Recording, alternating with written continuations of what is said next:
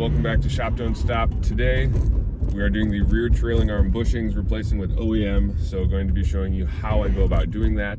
But my initial assessment at the beginning of this video is, how did replacing the rear upper and lower outer bushings affect this car? So there's still a lot of clunks and bumps. Particularly, I can hear it close to the driver's seat here. I think it's more so coming from the front end, the front lower control arms and the bushings that are associated with that, the ball joints in those.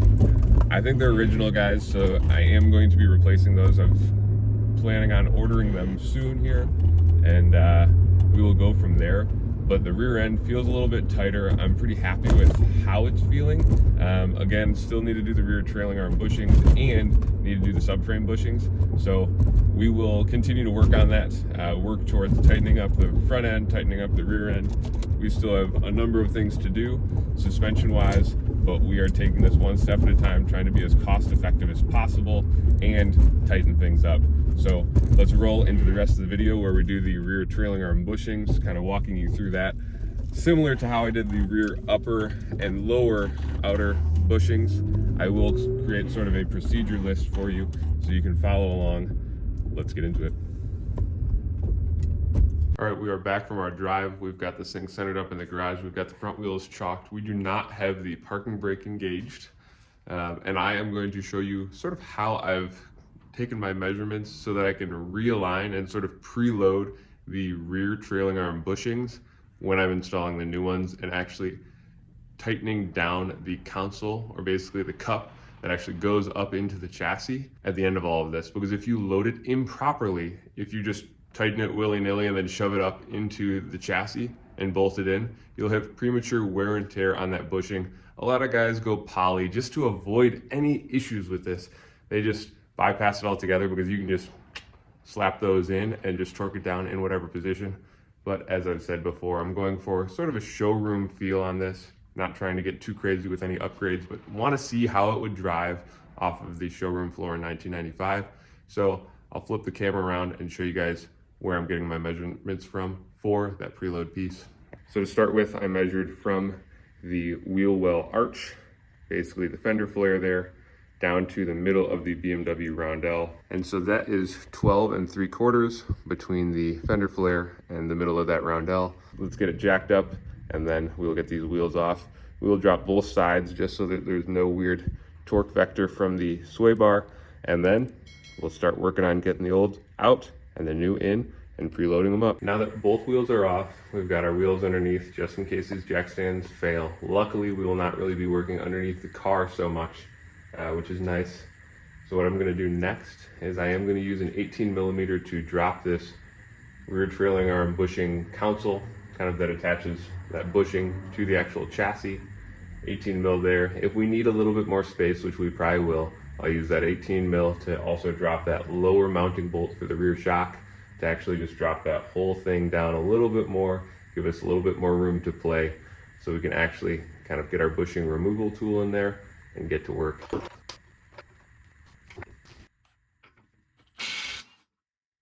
Before you go and drop the rear trailing arm bushing console, I do recommend using a paint pen to circle those bolt positions just so you can line it up almost how it was. I'm gonna get this thing aligned, but I do recommend doing that just so you're not crawling along the road sideways.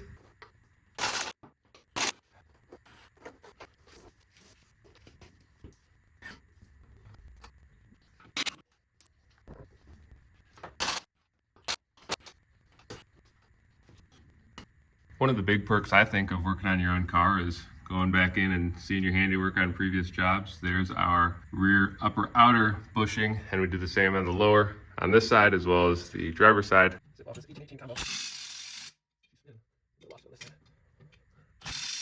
Pretty good and on there.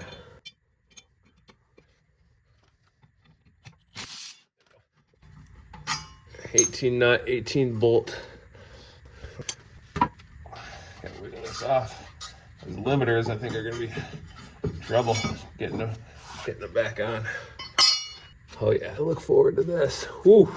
So here's that console that I was talking about. We're gonna replace this bushing, and then we're gonna put this console back on with limiters. Now we need to start working on getting our tool set up to actually remove this here old bushing, clean up the inside, and get in a new one. That's the real fight and battle on this job. I've sort of concocted a removal setup using the Schwaben subframe tool and the BavAuto outer bushing tool. Let's see if this actually works. Let's try and pull this out.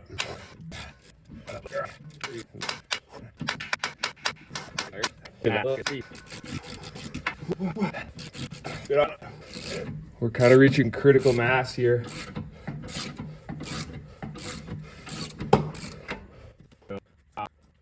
So here is probably OG 1995 rear trailing arm bushing. As you guys know, this car has been pretty well maintained. I don't think for the last couple of years. I think it's kind of gone to shite. And so that's why the suspension needs some work. But I mean, garage kept, never seen any real snow or salt, no rust on it at all. So let's compare this side by side to the new one. So out with the old, in with the new. So I am gonna make sure, just because these two kind of don't look anything alike, I think this is probably the 95 version that has this metal lip right here. Because they don't look anything alike, I am going to make sure on real OEM and FCP where I got it, that this is the proper part. And then we're gonna clean up this bushing, kind of housing this barrel, and get this new one in. We've got the barrel cleaned up pretty nicely.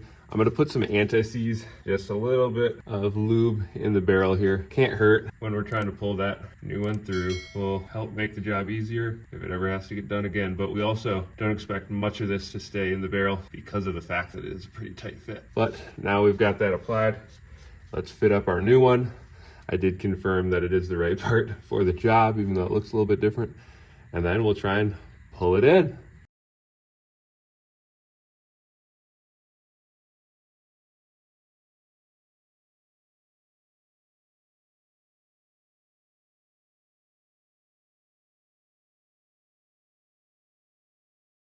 All right, here is our RTAB limiters. I'll take them out, but basically, I think they're Delrin. They just kind of sandwich that side and help with the deflection of the bushing in this orientation so that that rubber does not wear out prematurely and still has really good road feel. Let's line these up and get the console around it, put the bolt through, and then we'll jack up the kind of bearing area of the trailing arm to get our positioning, get our preload, and then we'll go from there. What I'm doing here now is I'm preloading this rear trailing arm. So I actually have it kind of preset from center of hub to the wheel well, top of the wheel well, as I measured earlier, 12 inches 3/4. And so now I'm going to try and not get this in the way. I'm going to drop that rear trailing arm console and then keep that same angle that it's currently tucked up in, torque it to spec 81 foot-pounds, and then swing it back up in there and torque the console to chassis bolts. I believe it's 57 foot-pounds. The easiest way to get that in there, which is very challenging after sort of preloading, is to actually undo the rear shock mount, rear shock lower mount, so you have a little bit more play on the whole trailing arm, and then just kind of getting it back up into place. You can see it kind of there. These rear trailing arm bushings, I think, are actually worse than the upper outer and lower outer bushings. I still need to torque it down 57 foot-pounds and get this side back together. But this is not for the faint of heart at all. We're moving to the passenger side. As I said before, I already have this rear trailing arm bushing console or bracket dropped. I did end up cinching up that driver's side and torquing it down. Ideally, we'd have a little bit more room and kind of play because of that sway bar and the sway bar links if we left both of them full droop. But last night I was super tired, just wanted to get that side done. So we have a little bit less to play with on this passenger side now, but I'm gonna do 18 mil bolt and nut on that RTAB bracket, get that out of the way and start working on the bushing on this side. And then we'll kind of finagle that back up after all said and done. Let's time lapse it. I bought the Schwaben subframe tool as well as the BavAuto outer bushing tool for the rear outer bushing and future subframe stuff. If I was going to do this again, I would probably recommend just getting the dedicated E36 RTAB tool, which is that U-shaped piece, to make this really smooth for in and out on these bushings, especially if you're going to OEM. All right, here is the old one that just came out. There's definitely multiple bushing tools out there that can do the job, but the biggest thing is making sure you're having contact with the outer metal ring instead of just pushing that rubber through and causing stress on your bushing before you've even hit the road driving.